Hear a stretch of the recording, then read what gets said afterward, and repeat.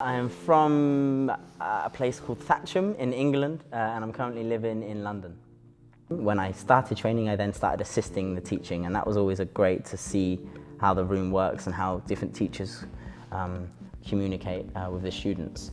I'm currently in Anton Lachky Company, and he taught me a lot about speed. I've always had an interest in speed and done boxing. My dad's a boxing coach. So with Anton, it was nice because I actually, for the first time, could relate boxing and sport to dance. And that to me was a real big eye-opener in terms of, right, why do I then go to a ballet class and then go, right, now I'm doing ballet. I can't do anything I've learned from contemporary. I can't do anything I learned from, now I'm doing this. Actually, no, I can bring in this, and I can develop overall as a dancer rather than in these specific disciplines. To keep the play, to keep the playfulness, and to not assume it's silly. So in terms of when we're trying to find new movement and new pathways, new patterns, I think if I give people time to explore and say they're doing it on their head and their knee rather than to think that's silly, but to find the curiosity in that and to find the playfulness within that. So you can keep going wrong, let's say, and not feel any pressure or not feel any doubt. You can just explore and we can go.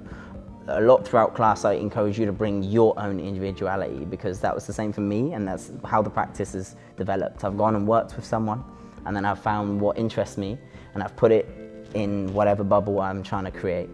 So to me it's super important that people keep their individuality, and also that they keep this playfulness and keep this curiosity and movement. The whole point is you can do my class once, or you could come 50 times and you would still gain something from it.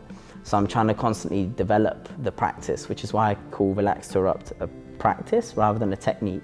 Whereas a practice I feel is a lot more open and a lot more explorative. So yeah, that's probably the main thing I would encourage. And to keep going and doing it on you. To keep trying in the studio. Before I taught the practice, I probably spent about 2 years in the studio just researching. I would do a workshop, I'd come back in the studio, okay, what was it that I had an interest, or what was it that sparked something in me when they said that? So to me, that's what I would encourage, whether that's because you want to create a practice or whether that's just because you want to develop. No, it doesn't have to be one or the other, but that's really what I try to encourage.